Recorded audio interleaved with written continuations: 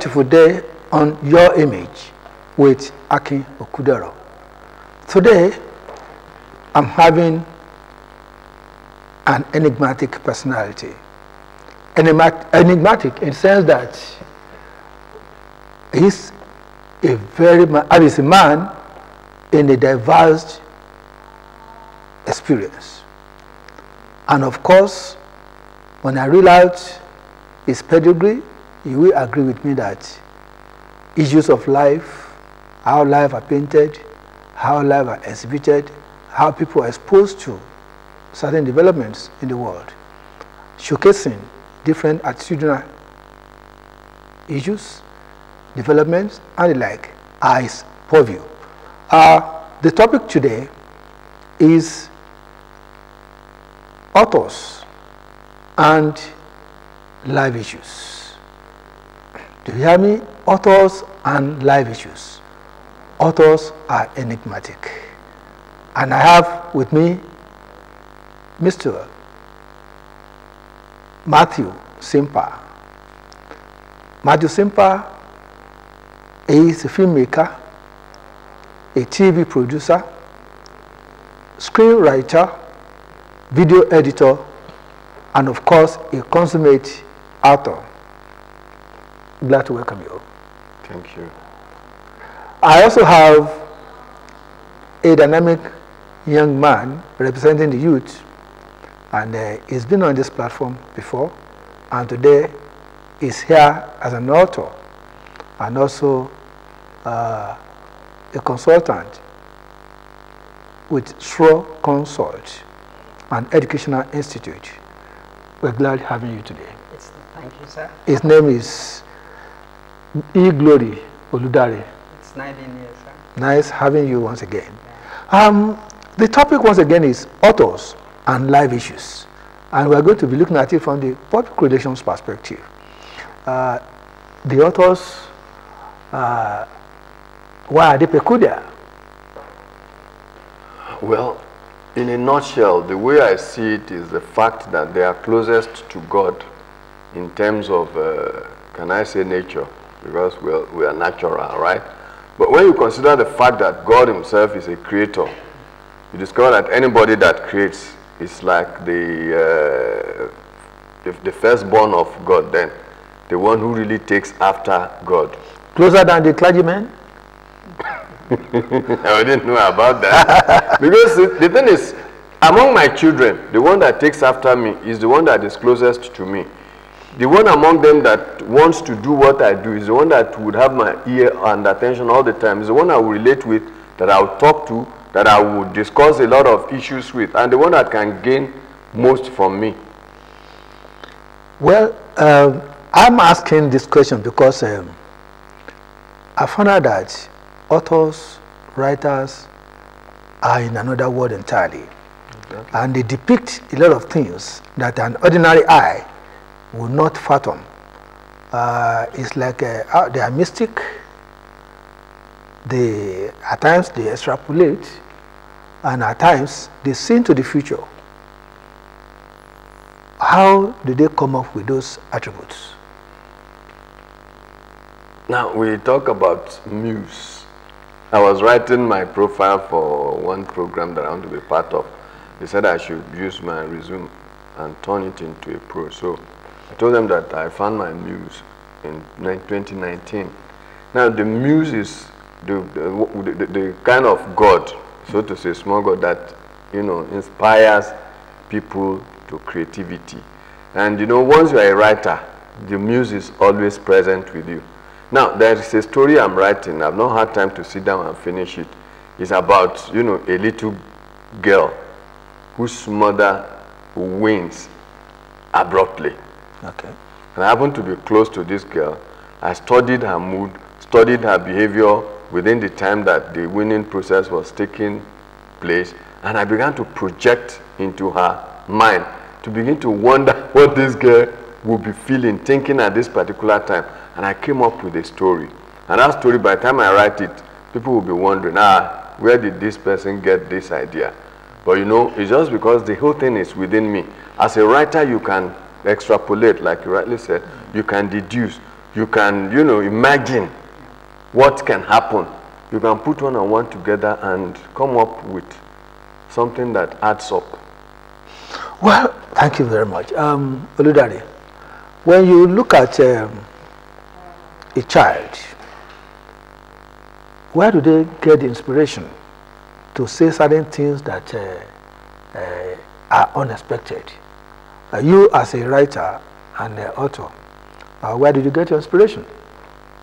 Well, as far as the authors are concerned, generally speaking, you know, we have genres of authors with their and their specialties, special areas where they focus on, which serves as the expression of their way of writing.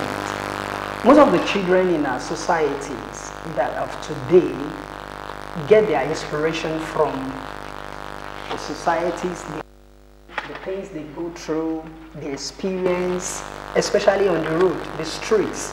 And you see, if you have looked at, historically speaking, if you have looked at some of our celebrities today, in fact, most of our musicians, most of them get their inspiration while they are in the ghetto.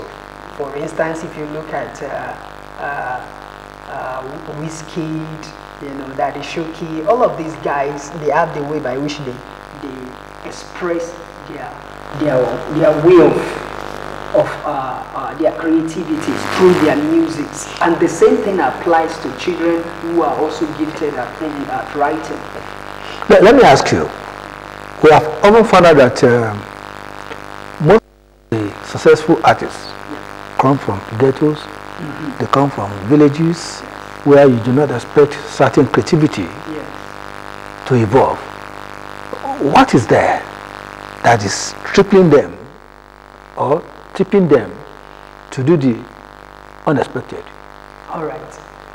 I'm going to give a quote that I once wrote some years back in relation to ghetto, the atmosphere of ghetto, that famous people are made in the forest, not in the city. And that depicts most writers today. In fact, not only related to the writers, most of the successful celebrities of today, depending on their areas of expressing their creativity, most of the metaphorical experience or the metaphorical image of ghetto simplifies the background to the experience that each of those who write or sing or, you know, perform any forms of art. Is it the struggles they Yes, go through? part of it, sir. Part of it, because it actually bets the things that are inside them. Their inspiration comes from there, and there they express what they are given. And so creativity comes from struggle and experience. Thank you very much. You know, as a filmmaker, video editor, TV producer, how has films and the like changed the society? How has it changed our circumstances? Okay, well, if we look at it in a broad sense, that is the whole world, we discover that movies or the audiovisual medium has changed life, you know, dramatically. As a matter of fact, a lot of the things we have, you know, as technology today, we actually began to see them in movies. Now, when I come into OGTV here, the door slides for me, and I enter. Now, before I began to come to a place like this, I was seeing such things on television, like in a program that used to be called, that used to be shown. It was Space 1999. I used to see that there. Then again, all these mobile phones and all those things, they were in science fiction films that we used to see in those days. So you discover that movies, television, and all those things, they have actually helped to move society forward. They have been, you know, tools of progress in the right hands, of course, in the hands of the right people anyway. Yeah, I like that, in the hands of the right people, because I'm to ask you that, well, this cultural sustainability, why has it been successful in India, in China, Japan and not in Nigeria? And the thing is, we tend to be cry babies. We blame others for our problems.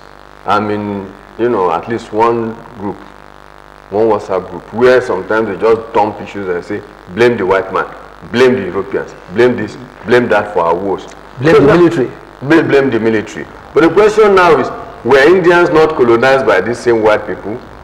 Japan was, you know, the colonial masters of Korea, South Korea, and North Korea. Even China, they made an incursion into China and they colonized China. Come to think of it, America was a colony of England. But these countries managed to, you know, get over all this idea of colonialism and all that. And today they are great countries. So I think basically our problem is that we blame others for our problems rather than sitting down and looking into the essential aspects of our culture and harnessing them and blending them with modernism so that we can make progress. India was colonized, and today India is like one of the foremost countries in ICT. Yes. They don't sit down and say, the English colonized us, so because of it, everything must scatter. No, they looked inward. They looked into their cultures. They saw how they could harness all that they had, and then they, you know, put it together with the foreign things that were introduced to them, and today they are the better for it. Well, will you say that it is government that is not up and doing in their responsibility in helping to structure our style of living? Well, the government has a lot of role to play in that, even though they are doing their own in their own capacity. But then, you know, the effrontery of leadership begins from the followership.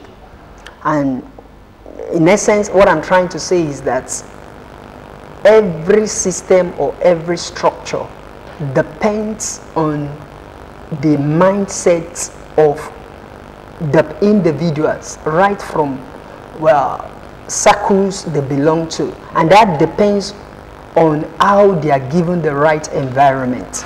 There is always the need for enabling environment, because it is one thing to have potentials. It is one thing to have the resources. It is one thing, it is yet another thing to even have the capital to run with it, to put things in place. But if there is no enabling environment, and that is where the issue of legality, you know, standard comes in. So if there's no enabling environment, it will always end up being mismanaged and misused. Well, I hear you. What when you look at the society, it's like the old generations have been in the scheme of things, film shows, TV production and the like. How are you encouraging the youth to come on stage and in fact shape up the environment in the film industry? Last time I checked, I know that a lot of programs that come up, you know, in terms of empowerment and knowledge, you know, dissemination, they are targeted at the youth. So you discover that the youth have ample opportunities. They've been given ample opportunities. But like my colleague here said before, harnessing the opportunities is another thing. I think maybe the youth are just not willing to learn the right kind of things. Possibly they go, they hear what people have to say and they come out and do whatever they like, because they are not really doing what you expect they would. If you look at the films that have really made impacts this past few days, they were made by people over 40. Yes. Whereas in other countries, you see people, youth, 20-something, 30, coming up, making films and all that. When Steven Spielberg and Steven Lucas, you know, started, they were in their youth. They were like 20-something, and you know, they made films that created impact. So I would say that the youth are just not really positioning themselves to take over. Whose fault is that? Well, as far as I'm concerned, it is everybody's fault, and we cannot go back to the ages past to blame the whites or to blame. We have to blame ourselves, because every responsibility is first personal before it becomes collective. So, and as far as that is concerned, I believe that we must go back to the drawing board and attend to our responsibility, especially from the side of the youths. My dear colleague has mentioned the fact that, you know, there are a lot of films, there are film producers of the past, they started from their youthful age.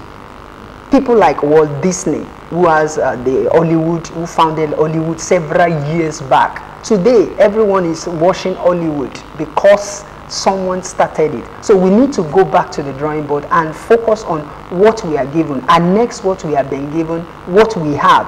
It is, you know, our development as far as Nigeria is concerned depends on attending to our responsibility and using it no matter what we face. I believe the youth have a lot to do in that area. Yeah, not only the youth, yes. We also have all other stakeholders to play their game. Yes.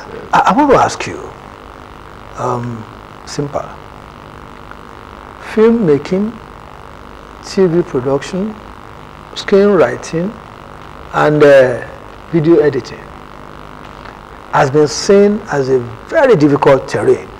How do we demystify that? Well, I don't know about it being a very difficult terrain. If you know, you know. The thing is, to me, how do we make people know? It is about the easiest, you know, profession in the world, because you do not necessarily need to go to the university to be a filmmaker. Once you have the talent, and these days you can go on the internet. It's that easy? Yeah, it's that easy. There are so many resources out there that you can use to learn. Like, take me for example, the time I went to a film school was not this era, and there were no technological advancement that I could leverage on. And I didn't even start as a video editor. I was director, writer. Then at a point I discovered that, you know, editors were putting me to ransom. So I needed to learn video editing. I first started learning online. And without even going for any formal training, I'm an editor. I have headed the editing department of a film school in my short career. You understand? So the thing is, being willing to actually learn is the key. If you are ready and willing, the knowledge is there. And of course, somebody like me, I'm always willing to impart knowledge. But I discovered that some of the youth of these days, they are not really willing to learn. It's like they are much more interested in money. But money is not everything. In fact, there's a quotation I would have given now from a book by Henry David Thoreau, an American author. You know, this man says that it's not money that is important in life. You know, there are much more important things. Sometimes you may, you know, create a lot of things that will not bring money in your lifetime. Could be later on. The one book that, one writing that Thoreau is very notable for is Civil Disobedience. Yes. He wrote it. It was not even reckoned with in his lifetime. But after he died, it became a classic, and it has influenced so many civil rights movements all over the world. It influenced Mahatma Gandhi, it influenced Martin Luther King, and all other people like that. So it's not money first, it is commitment and passion that will help you break into any area of life. Well, you talk about opportunities therein in the filmmaking industries and the like. Can you lead some of our youths into this terrain? What are the little things they can do that can really put them on that terrain? Like I said, the first and foremost thing is willingness to learn. And of course, we need an enabling environment. Incidentally, since I came to Abeokuta, I've seen some kind of hostility in the society here. I remember going to one big organization. I don't want to mention the name of that organization, but it even has an affiliate. It's an American organization, but localized in in an organization owned by a Nigerian. I wanted to just do free training, no money. I was not going to ask money. I just need their cooperation and their facilities. Till tomorrow, they've not approved it. I don't know why. Possibly because they don't think it's important to teach the youth the kind of knowledge I wanted to teach them. So how do we make it important? Yes. Thank you very much. That's a very big question. Number one, I as an educational consultant and author, writer, leadership coach for the past 10 years, one of the things I found out about the area he has mentioned is that our curriculum, we need to go back to our school system. The curriculum that we are running needs the impact of various creative industries. He has mentioned film industry, even though in some schools we have the theater departments, but the core areas like film industry, video editing, are they being taught? Are they being utilized? Today, you know, I've seen youth, 70% of youth now use social medias, even without learning film industry, film making and all of those things. They use the YouTube, they use the Instagram to project whatever they are selling. And if the next generation, we call them the Gen Alpha, Gen Zs, if they are not, you know, taught the background, if they are not put into learning that from their school curriculum, how will they utilize it in their own age? So the government and private organizations, they need to bring back this idea. This is part of what we call creative industry. It's a very lucrative industry that needs to be inculcated into our curriculum such that learners, the next generation will learn it and use it to develop and improve the economy. Thank you very much. What's your vision for the new generation? Well, my vision for the new generation is to see that they actually take up from where we have left it and take it to the highest height possible. You know, it's always the next generation that will do everything. If you look at advanced countries, it was not the founding fathers that actually, you know, brought them to where they are now. It's the generations that came after them. You know how many years it was between George Washington and Abraham Lincoln? Yet it was Abraham Lincoln that, you know, stopped slavery. You know how many years it was between Abraham Lincoln and John F. Kennedy? And you know what John F. Kennedy did? So the youth, I want to see a youth that is vibrant, that is, you know, introspective, that thinks 360 degree, not just thinking, you know, on the surface, superficially. Got to sit down and put their thinking cap so that they can achieve great things. This station has potentials. Yeah, well, what an advice. A great one for the youth and for everyone who wants to advance in the world and who wants to change the environment. It's been a great time having Matthew Simpa, a film maker, TV producer, video editor, and author. He's been in the terrain for so long, a man who is vast and deep in his works. Well, this is an opportunity to thank you for being with us. The pleasure is mine. I hope next time you'll be with us. I'm always available. Anytime. That's great. That is great. That is great. Yeah. Glory Oludare. Yes, sir. Thank you, sir. Thank you for being here. Yes. I hope you also galvanize the youth. Of course. We're working on it. To enter into the space. Yes, sir. And take their positions. Yes. So until next week, we will be talking on another topic. Thank you for being with us. It's been a wonderful time being with Matthew Simpa and Glory Oludare on the topic authors and life issues, the public relations perspective. I'm Akin Kudero, your anchor. Stay blessed until we meet next time. Bye.